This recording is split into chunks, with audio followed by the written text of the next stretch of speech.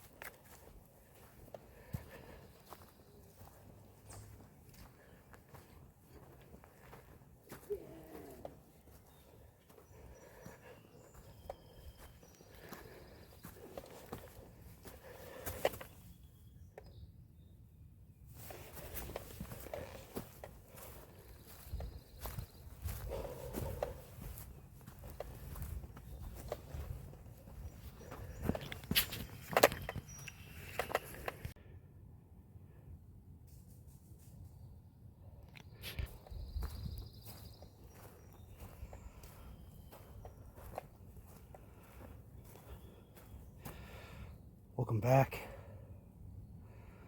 Another Sharon just out stretching my legs. Just got a bottle bag with water, first aid kit, and Swiss Army knife. Forester.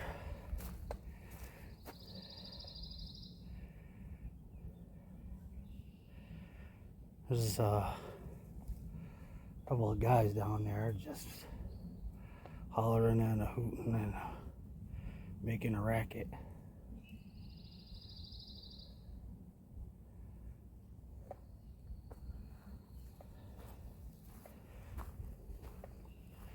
It's nice weather, so I mean, it's going to be 86 today. It's about 68 right now. So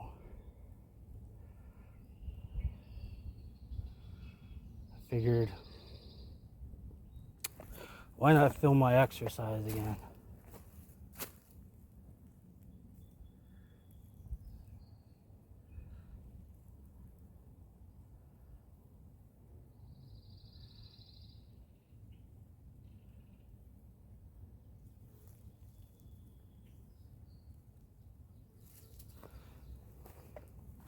As you can see from that beginning clip, a lot of snakes this year. A lot more than the last 2 summers. A little, oh, well, I didn't film it. A few weeks back, I went out to do a practice for practice for something, and I did some filming, but I didn't post it anywhere really. I was walking along the trail, and I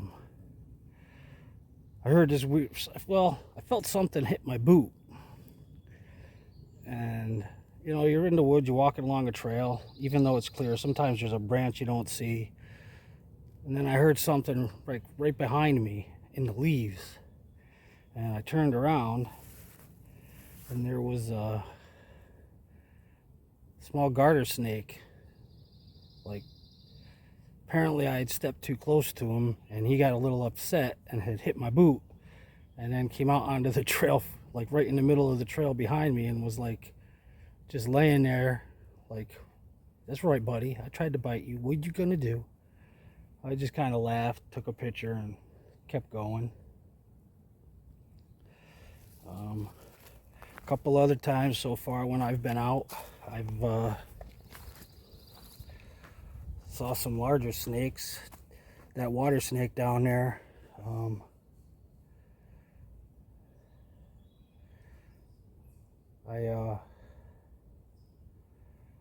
gonna have to really look at the picture of that a little closer, because there's more people coming over on the trails back in there too. He was pretty good sized, and I don't think the pictures or that video clip really show that. We don't have a ton of poisonous snakes in New York. I've heard people say they have seen copperheads off and on, and we do have the eastern diamondback here. One of the places I camp out around Middleburg area, pretty sure I've mentioned this when we've been camping out there, that it's out around the Gilboa Dam area. And then when they built the new dam, the power plant, you're not allowed, if you work there, you're not allowed to get out of your car and go in the building alone. You have to have somebody else with you, because they've had people get bit by snakes out there. Alright, some people, so just gonna get back to my stroll. Stick around if you want.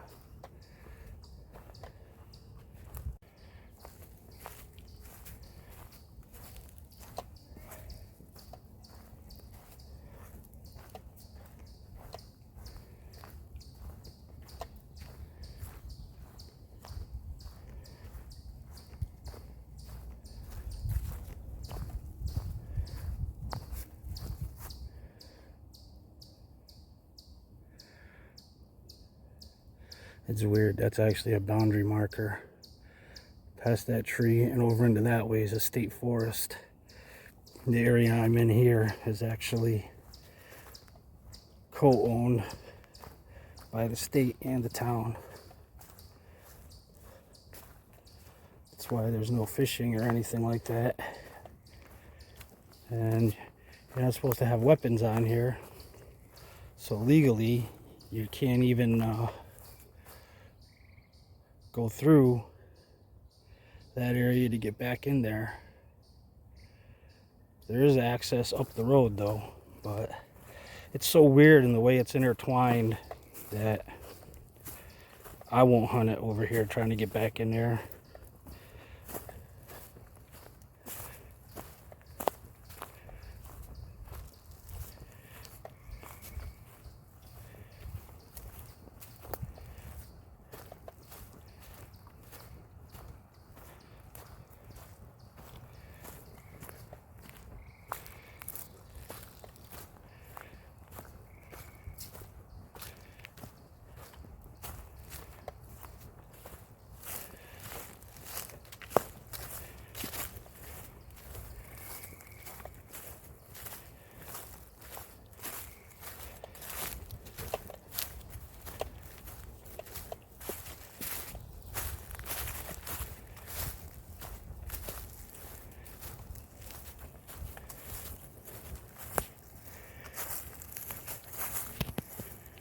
Alright, now we're back down here, one of the camp areas.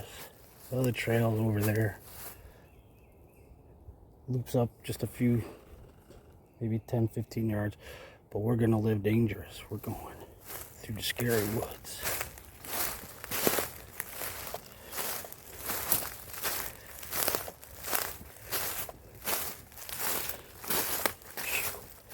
Wow. It was a long trek, let me tell you. But we made it.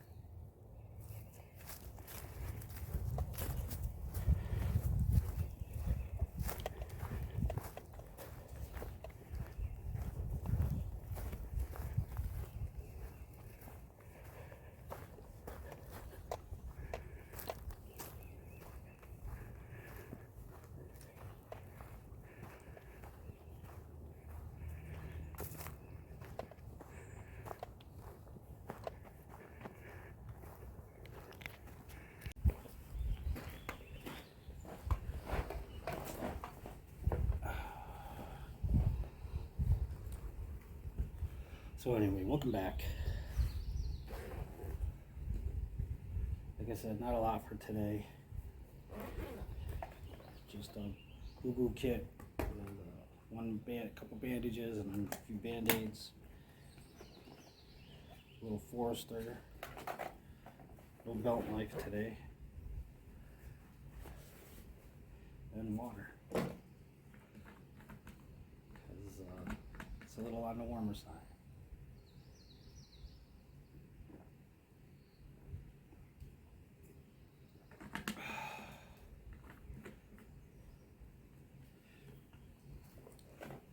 So really quick, I want to touch base. The other night, there was a glitch and forum was offline. It wasn't just me, it was a bunch of people. I have no control over that kind of stuff. I don't get to see what the cause was. We did go over to the support area, and because it's the third time that it's happened, and what it is you'll get a message that comes up and you typed the wrong address, or an angry bear did something, or whatever, which is funny because my wife calls me the angry bear sometimes, but I had nothing to do with it. Like I said, there was a bunch of people on the support thing. It's been becoming a little more frequently. That's the third time for Firepit Outdoors in the last month. It's not generally down for long. This last one was probably the longest. It was about 2 hours. Like I said, I don't have any control over it, and I've asked, and they're being pretty tight-lipped about what the cause is. Makes me wonder, what's going on? Why don't you want to tell us? Is there a server issue or something? Just at least what the cause is, and if it's gonna continue like that. If it's gonna continue like that, I don't know if I'll keep it up. Well, if it's gonna continue like that, I don't know if I'll bother keeping it up or just take it down and go to a different host, or just say screw it all together. I mean, like got 20 people over there, and it's me and one other guy that talk back and forth. I can give him my phone number and we can text. I don't need to have a forum up that I have to fart around with. I try to do it to get discussions going about outdoor stuff, be it bushcraft or just camping or your cabin stuff, you know. Not so much about what you're doing around your house, with the exception of if you are practicing skills in the backyard.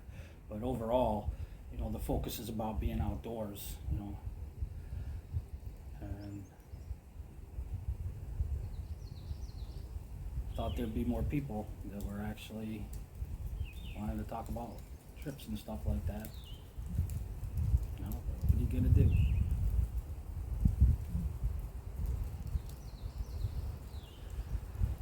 So that's what's going on. That's kind of why I decided to share this one. The geese are down there. Sounded a little angry. Hopefully the snake's not messing with them. So that's the deal with the forum. It was down for a couple hours. Like I said, if you see that message, that's the, forget what it is, I think it's 303, Angry Bear stuff. That's a server thing. If you ever go there and you get a message, I mean, what I will do if something has to change is I'll put it in maintenance mode and put a message up saying, you know, this is what's going on.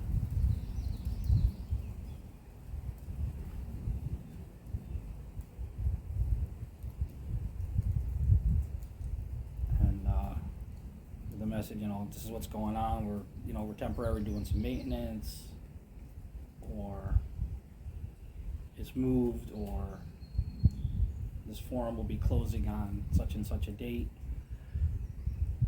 Hopefully things get worked out. I really don't want to move it. I mean, it's been there for over 2 years, going on 2.5 years.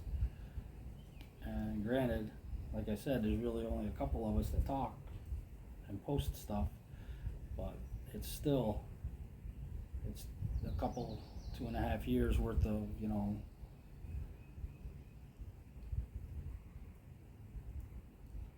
stuff that I can't move. You can't carry the databases over.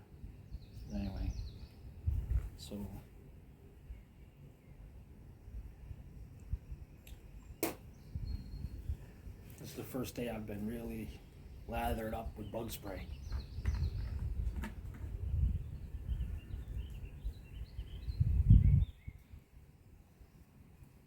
A lot of times I'll just put it around my feet and my pants and stuff like that. Generally, if you're going to get ticks, that's where they're going to get. If you're getting them, they don't drop down from trees. It's kind of a, there's the spelling the mythos. If you're getting them on your upper body or something, they're crawling up there. And or the other thing is if you're in really high grass, because what they do is they'll go up like as high as they can on a blade of grass or a small branch or whatever, something, and they take their little back legs and they hang on for dear life, and they put their front legs out like little hooks, and whatever walks by, a deer, a person, a bear, rabbit, squirrel, whatever walks by, takes its little legs and clings onto, and you then, whatever it clings onto then becomes the taxi and dinner. Well, breakfast, lunch, dinner, everything. So there's a little information for you too for this one. So see, learned something. I learned you something. Alright, that's it. I'm gonna go see if the snake is still around. And head back over to my car and head home. Thanks for watching. See you in the next video.